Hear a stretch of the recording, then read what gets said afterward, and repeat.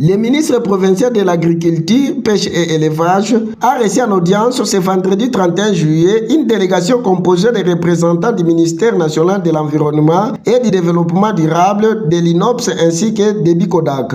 Cette rencontre avait un double objectif, présenter les civilités au ministre provincial et lui exposer les projets régionaux de conservation de la biodiversité, de gestion durable des terres et de renforcement de la capacité environnementale sur le lac Tanganyika. Financé à hauteur de 14 millions de dollars américains par les Fonds pour le développement mondial. Ce programme couvre 4 pays membres de l'autorité du lac Tanganyika, à savoir la République démocratique du Congo, le Burundi, la Tanzanie et la Zambie.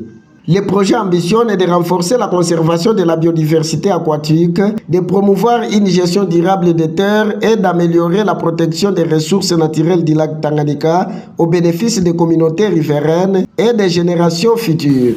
Oui, nous sommes arrivés aujourd'hui chez le ministre de Pêche pour lui présenter d'abord nos civilités, comme nous sommes venus dans sa ville. Ensuite, c'était pour présenter un projet qui a déjà démarré sur le lac. C'est un projet qui vise la conservation de la biodiversité et la gestion durable des terres, ainsi que le renforcement de la sécurité de l'eau sur le lac Tanganyika. Oui, c'est un projet qui vise les acteurs qui sont opérationnels dans le secteur de la pêche, dans le secteur de la gestion des écosystèmes et dans le secteur de toutes les activités liées à l'eau. Oui, pour ce projet, les résultats, ce n'est pas le lendemain, c'est un projet qui vise le long terme, mais c'est l'amélioration de la pêche, l'activité de pêche dans la gestion, la protection des zones de reproduction de poissons et tout ce qui est conservation de la nature en rapport avec l'écosystème côtier du lac ainsi que l'écosystème aquatique du lac. Voilà un peu les résultats qu'ils vont avoir. Ce n'est pas le lendemain, mais c'est un produit. Le produit sera visible après des années de travail.